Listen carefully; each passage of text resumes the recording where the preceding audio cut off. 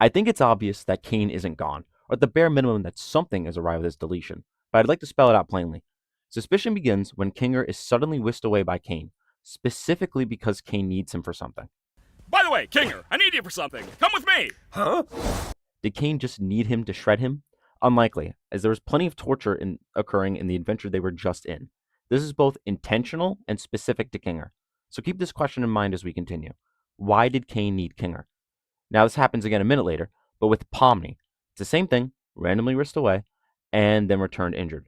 Note that this only happens to Kinger and Pomni. The rest of the gang spared. So if Caine did do something, we should expect only Kinger and Pomni to act suddenly. Pomni then proceeds with the idea to put a bucket on Kinger's head, so that he goes lucid. This is a good idea, but it happens immediately after she's whisked away by Caine. Bear in mind that their torture has been going on for several days. It would be extremely random for Pomni to do this now, but it isn't random if you consider that Caine actually set Pomni up to do this, as we know from previous episodes that he can manipulate their thoughts. Now, this scene is what actually brings the theory together. Kinger, now lucid, does two things. He informs the group that human characters have the ability to conjure things, as he did back with the butterfly scene. And, this is the big part, he tells them that if he can get access to a console, any console, he can obtain the power to delete Caine. The hole in this sudden realization is that Kinger has spent a lot of time lucid in his little pillow fort already. Why now does he suggest getting a console to manipulate the circuits in the group's favor? Of course, this is because Caine ordained it. Finally, we need a motive.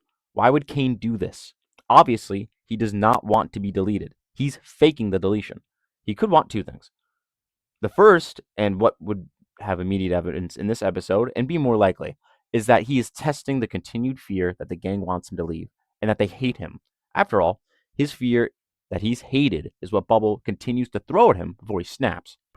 I'm starting to get the feeling that they just hate. Why would they hate you when they could just hate you?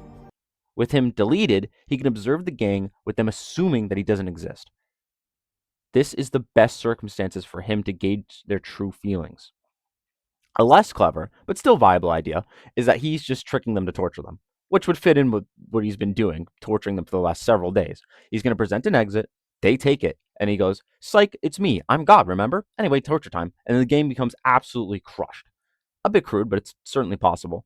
In the alternative, I'm totally wrong. I'm going to pose this question that Chekhov's gun would check. Why did Caine randomly whisk away only Kinger and Pomni? And specifically, why did Caine tell Kinger, "I need you for something"? Luckily, all will be revealed in the 300 years or whenever the final release date is.